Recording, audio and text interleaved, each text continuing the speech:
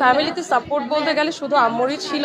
আমার বাবা মসজিদের ইমাম ছিলেন। তুমি কেন নায়িকা হবা, এটা তো পর্দার মধ্যে। সাপোর্ট বলতে গেলে শুধু আম্মুরই ছিল, অ্যান্ড আমার ফ্যামিলি মেম্বার কেউ রাজি ছিল না। আমার বাবা মসজিদের ইমাম ছিলেন।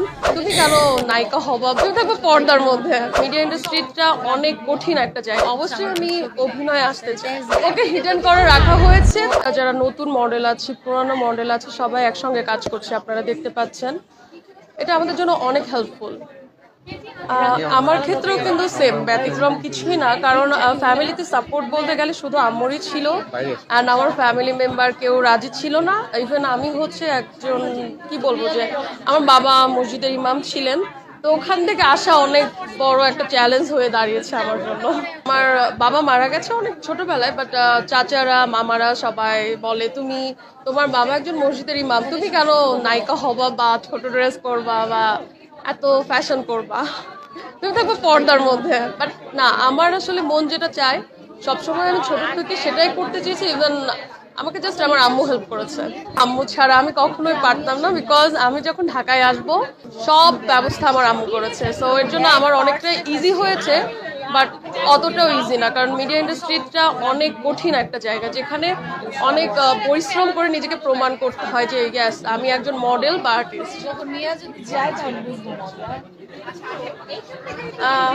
অনেক ভালো লাগছে, কারণ এত বড় একটা শো ঢাকা ফ্যাশন যেটা হচ্ছে, এটাতে আসলে সবার স্বপ্ন থাকে যে এটাতে সবাই হাত। তো আমি এত অল্প সময়ে এত ভালো ভালো কাজ করব, আসলে আমার ভাবতে অনেক ভালো লাগছে যে আল্লাহ এত তাড়াতাড়ি আমাকে এত ভালো জায়গায় পৌঁছাচ্ছে। বাট এটা যেন আমি ধরে রাখতে পারি। আমি হচ্ছে মিস এভারগ্রিন বাংলাদেশে ছিলাম, বিউটি প্রেজেন্টের টপ 10-এ ছিলাম। তো ওটা থেকে বের হওয়ার পরে অলরেডি আমি মুভিতে কাজ করছি। আমার মুভির নাম মিষ্টি প্রেমের ছোঁয়া। ওটার 50% কাজ হয়ে গেছে, আর 50% কাজ বাকি আছে। তো খুব সুন এটা হলে রিলিজ পাবে, অ্যান্ড সবাই আমার জন্য দোয়া করেন। অবশ্যই আমি অভিনয়ে আসতে চাই। আমার কো-আর্টিস্ট যিনি, ও খুবই সুন্দর মাশাআল্লাহ, বাট ওকে হিডেন করে রাখা হয়েছে, বিকজ ওকে বড়ভাবে লঞ্চ করা হবে, ওকে আর আমাকে। তো ওকে হিডেন করা মানে হয়েছে। তো এটা আমরা কাজ শেষের পরে তাকে নিয়ে আসবো সামনে, তার একটা ছবিও আমরা পোস্ট করি নাই।